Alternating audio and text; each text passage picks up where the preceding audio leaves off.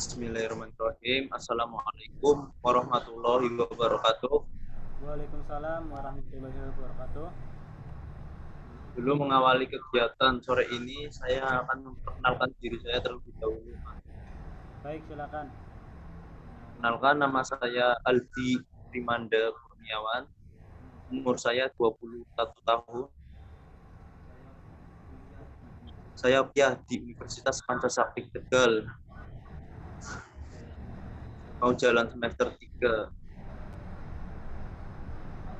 Nah, alamatnya Desa Kedung Banteng, RT 25, RW 12, Kecamatan Kedung Banteng, Kabupaten Tegal. Oh iya Mas, sebelumnya apakah saya boleh tahu nama jenengan? Silakan Mas, perkenalkan nama jenengan. Baik, perkenalkan nama saya Doni Cahya. Alamat Desa Pangkat, Kecamatan Pangkat, Kabupaten Tegal. Umur 21 tahun. Masih tetanggaan desa ya Mas ya? Iya. Pada kegiatan sore ini, saya akan memberi ulasan sedikit tentang konseling kesehatan mental. Nah, sebelumnya itu Mas Boni pernah japri WA ke saya tentang kesehatan konseling jenengan. Apakah betul Mas? Iya, betul. Oke, nah, saya akan memberi wawasan sedikit ya Mas ya, nggak apa-apa ya, tentang konseling kesehatan mental. Iya, nggak apa-apa, monggo. Silakan, Mas. Sama-sama belajar ya Mas. Iya. Izin share screen Mas. Iya, silakan.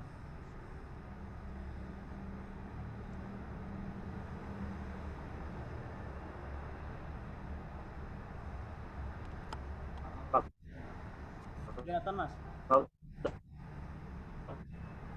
Kelihatan Mas.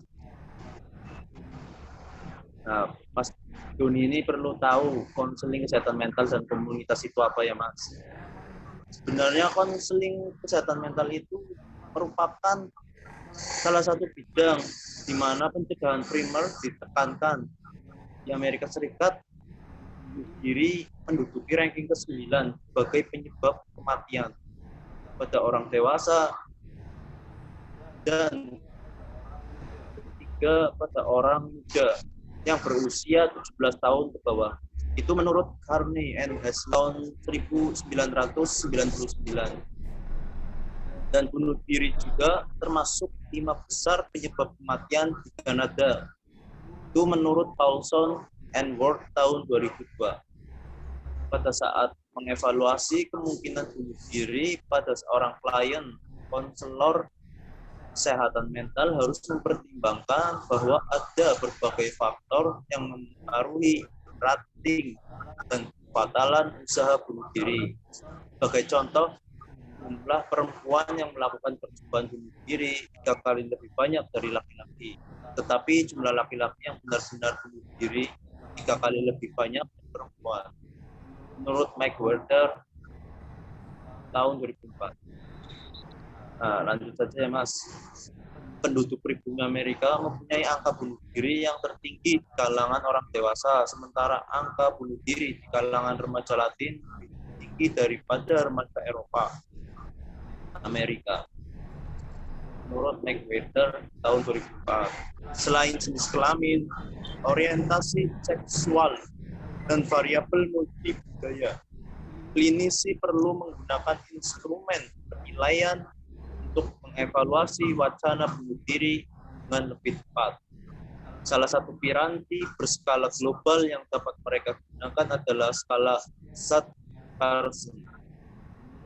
Menurut Peterson dan Beard and Peterson tahun 1983. Nah, untuk orang dewasa atau skala Adapted Satt-Pearson untuk anak-anak menurut John Kay tahun 1996 guna menentukan individu yang berpotensi lebih tinggi untuk melakukan bunuh diri. Huruf-huruf dalam skala ini adalah kependekan dari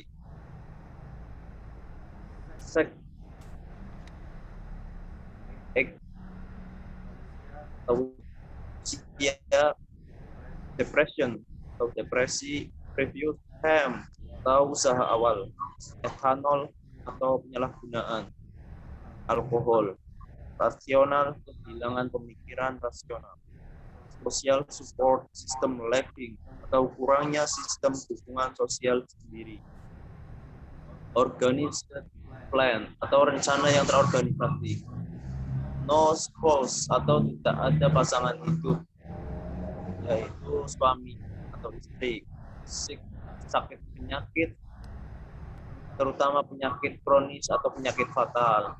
Nah, sejauh ini apakah Mas Doni bisa dipahami? Bisa, Mas. Cukup pahami. Nah, ini ilustrasi Mas, hanya ilustrasi, tapi memang saya diangkat dari kisah nyata teman saya di desa. Itu ada seorang pemuda yang berusia 15 tahun, yaitu namanya sebutan dengan nama Icang. Nah, sewaktu duduk di bangku kelas 1 SMP, pernah mencoba bunuh diri dengan mengkonsumsi obat-obatan terlarang atau sama halnya dengan ekstasi dan overdosis. Nah, memang kalau jika saya di posisi dia, mungkin hal tersebut bisa saja terjadi karena semua pemicu hal-hal negatif tersebut akan tumbuh sebab depresi diri. Kemungkinan besar suatu barang pelarian atau pelampiasan seseorang yang mengalami depresi berat. Oke, Mas. Sejauh ini ada sedikit masukan atau arahan dari Mas Doni, barangkali ada yang perlu ditanyakan. Apakah jelas? Kalau masukan sih nggak ada sih. Sejauh ini udah cukup jelas lah. Oke, baik. Saya tutup screen-nya ya, Mas. Kembali ke topik awal. Ya.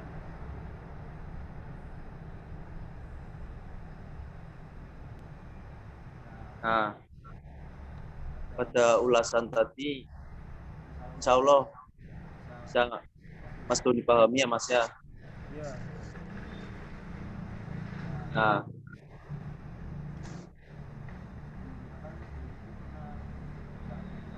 sebelumnya kan Mas Doni itu pernah beri ke saya tentang kesehatan mental Mas Doni. Iya. Nah, apakah jenengan, maaf Mas, intinya saya itu orangnya terbuka, fleksibel, tenang kok. Insya Allah saya amanah. Permasalahan dan keluhan Mas Doni itu insya Allah terjaga dan tidak saya publikasikan. Nah, bersifat rahasia aja ini Mas. Jadi Mas Doni jujur aja apa yang Mas Doni pernah ngerasain, ngalamin di waktu kelas berapa Mas? Waktu ngalamin depresi itu. Coba ulangnya Mas, kurang jelas suaranya. Mas Doni kan pernah mengalami depresi. Nah, waktu depresi itu Mas Doni ketika duduk di kelas berapa Mas? Bangku kelas berapa? SD, SMP, atau SMA? Mungkin waktu kelas 2 SMP ya. Iya. 2 SMP ya Mas ya. Berarti masa-masa usia remaja ya, beranjak ke dewasa ya, memang sulit menerima keadaan waktu itu. Nah, pada usia remaja itu memang perlu proses untuk mengendalikan atau pengendalian diri, memang itu sangat butuh proses. Nah, Mas Doni di sini apa yang perlu Mas Doni sampaikan aja Mas ke saya. Keluhannya dengan apa aja Mas ketika duduk di bangku kelas 2 SMP? Jadi gini Mas, waktu kelas 2 SMP itu saya dibully oleh teman sekelas bahwa saya itu orangnya lemah kalau masalah fisik, dan enggak di apa ya ditemenin lah, kayak diasingkan. Nah, itu aja Mas. Iya. Jadi di sini saya cermati dengan memang merasa tertekan ya, jelas masuk ke kesehatan jiwa, kesehatan mental. Dan di sini Mas Doni pernah ngalamin kayak dibully sampai dipukul atau berantem atau gimana Mas? Pernah nggak semasa itu Mas? Kalau masalah main fisik sih enggak, cuma kayak ngata-ngatain lah bahwa saya itu nggak bisa kayak gini. Oh, kayak menjelek-menjelekan ya Mas ya? Iya, kan.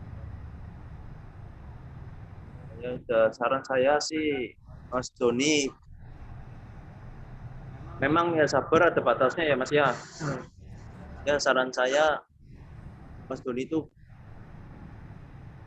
nah ini Mas Doni umur berapa sih Mas sekarang? Umur 21 tahun. Nah berarti sama ya saya ya sama-sama belajar ya Mas ya. Sama.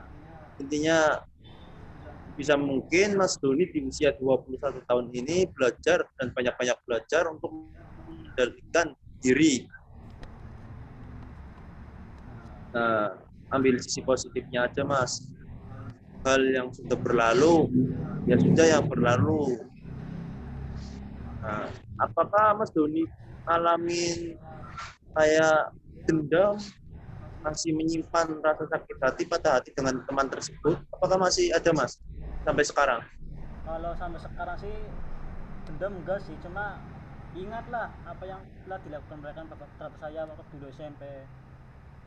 Kalau dendam sih ya enggak sih, cuma ingat doang lah. Ya, memang apa yang pernah dilakukan oleh teman Mas Doni, ya Mas Doni memang gak dendam, tapi masih teringat ya Mas ya, tetap teringat ya Mas ya, masa-masa itu.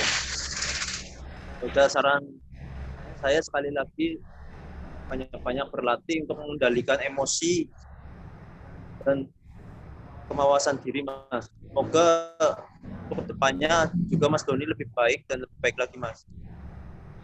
Baik, siap, terima kasih. Baik Mas. Nah, selama saya menyampaikan materi ini dan saya tanya sekali lagi, apakah Mas Doni perlu ditanyakan atau memang betul-betul saya sampaikan ini masuk? Apakah bisa dipahami Mas? Cukup masuk dalam pikiran. Sebelumnya terima kasih karena sudah mau menerima saya untuk menerima apa yang saya alami waktu SMP. Oke Mas, saya juga makasih karena sudah berpartisipasi dengan saya.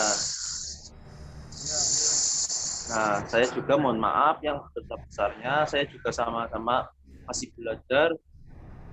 Semoga apa yang saya sampaikan, sedikit masukan yang saya berikan kepada Mas Doni, semoga bisa dipahami ya Mas. Dan semoga berguna. Dan apabila memang Mas Doni sudah menguasai tentang kesehatan mental, apa yang materi saya yang berikan kepada Mas Doni bermanfaat, jangan sungkan-sungkan memberikan ilmu tersebut pada sama Mas. Insya Allah ilmu itu bermanfaat asalkan kita memang betul-betul niat memberikan ilmu yang bermanfaat Mas bagi sesama. Mas, untuk mengakhiri kegiatan sore ini, saya pamit undur diri. Bila taufik wal hidayah. Assalamualaikum warahmatullahi wabarakatuh. Waalaikumsalam warahmatullahi wabarakatuh.